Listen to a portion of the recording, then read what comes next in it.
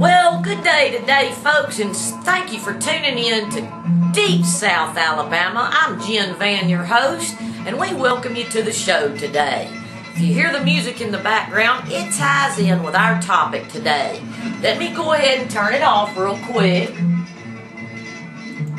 and tell you that our topic today is misconceptions of the Deep South. We're going to dig right in.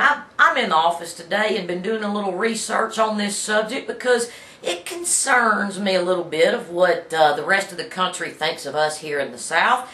So, misconception number one, that people from the South are ignorant. Now, let me explain to you that while I do have family, friends, and almost on a daily basis run into ignorant people, ignorance is running rampant throughout the country, folks. My question to you is, who are you to specify geographical location as the ones to be ignorant? That's just not fair. So I'm here to do away with that concept that people in the South are ignorant. Now, while we do have a dialect and we speak slower, this is not symbolic of ignorance. We're just not in as big a rush to say what we want to say as opposed to the rest of the country. And also, the people say y'all have a twang to the way y'all speak. Well, I don't know how to explain that. Yes, we do. And it is what it is. But I'll tell you, my disappointment was when I was watching a Lifetime movie a couple of days ago. This didn't go over well with me to know that they hired a lady to act and speak Southern. And you could immediately tell that that was a fake Southern accent. I don't understand why the movie folks won't just come to the South, because there's any number of us that would love to do a movie and they would get the real thing. So the movie folks need to think about that. Now I'll tell you what else is not helping us out is the media and the regular news folks.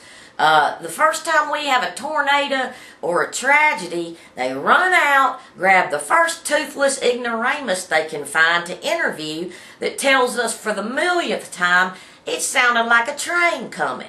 We know what the tornadoes sound like. Could you please try to find somebody with at least a full set of teeth to interview? I'm not saying that all people that live in trailers are toothless and ignorant. The reality of it, folks, is most of them are.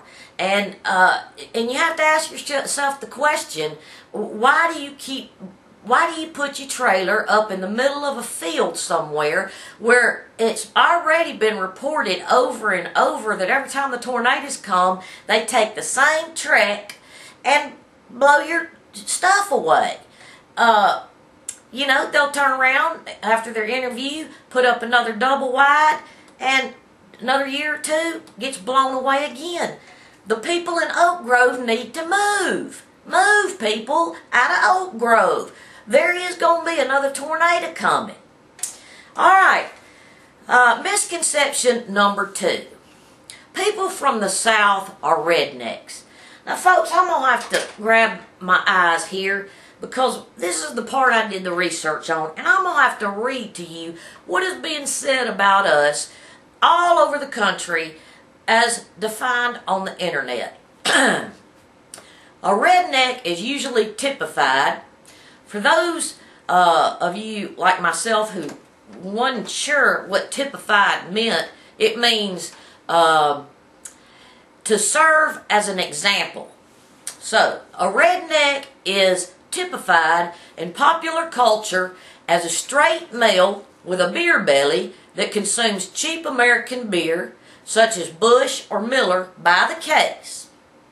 Pabst Blue Ribbon is more traditional settings, as well as Jack Daniels. They are generally distrustful or dislike anyone not like them or the government. The stereotypical redneck lives in a trailer, drives an old large pickup truck with a gun rack in the rear window. He generally wears a stained sleeveless t-shirt, blue jeans, and a trucker hat.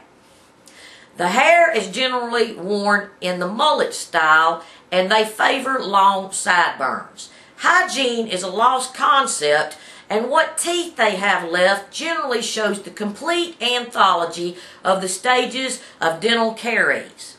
Now, for those of you like myself that weren't sure what dental caries was, I looked that up too. Dental caries is the progressive decay that leads to the death of a tooth. Okay, rednecks' favorite activities are hunting, shooting at road signs and lights, professional wrestling, NASCAR, monster truck rallies, car engine repair, collecting junk cars, and large appliances on their lawns.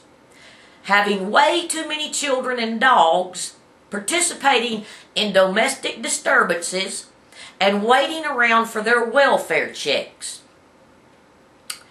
Country and southern rock bands, such as Lynyrd Skynyrd, figure in as their preferred genre of music. Stereotypical redneck females have similar characteristics on a feminine scale. They are most often seen barefoot, pregnant, and wear Daisy Duke shorts with stiletto heels. Well, folks, there doesn't seem to be any misconceptions here, so we'll move on to misconception number 3. Everyone is related. Okay, misconception number 4. They all like football.